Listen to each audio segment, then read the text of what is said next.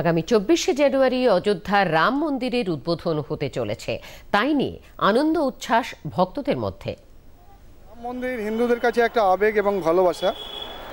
আমরা সবাই খুশি যে বহুদিন পরে এই মন্দিরটা নতুন করে হয়েছে এবং সেটা উদ্বোধন হতে যাচ্ছে।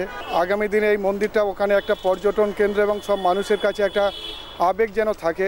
ভারতবর্ষের ইতিহাসের একটা কালিমা ছিল, সেই কালিমা হলো এই যে দাসত্বের চিহ্ন ছিল। ভারতবর্ষের বহু বছর ধরে, বহু শত বছর ধরে, হাজার বছর ধরে যে দাসত্বের চিহ্ন ছিল, সেই চিহ্নের অবসান ঘটছে। মর্যাদা পুরুষোত্তম শ্রীরামচন্দ্রের মন্দির প্রতিষ্ঠার মধ্যে দিয়ে ভারতবর্ষের যে চিরন্তন আদর্শ, সর্বমানুষের মধ্যে যে সমভাবের মানসিকতা, সেইটা আবার কিন্তু প্রকাশিত হতে চলেছে। রাম মন্দির উদ্বোধন এটা আমাদের কাছে ভারতবাসী হিসাবে অত্যন্ত গর্বের। তো এটার সম্পূর্ণ কৃতিত্বটা আমি আমাদের সম্মানীয় যে প্রধানমন্ত্রী মহাশয় নরেন্দ্র মোদী মহাশয় তাকেই দিতে চাই।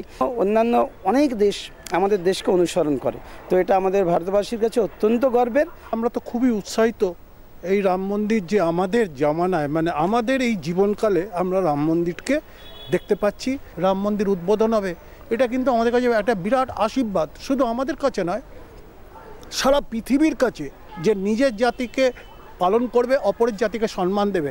তাই আশা রাখবো এই যে যারা অন্য জাতি আছেন, অন্য যারা ধর্মের আছেন, সেদিনও অন্তত রাম মন্দিরের জন্যে একটা মোমবাতি যেন জ্বালাতে পারে, এইটুকুনি আমার আহ্বান।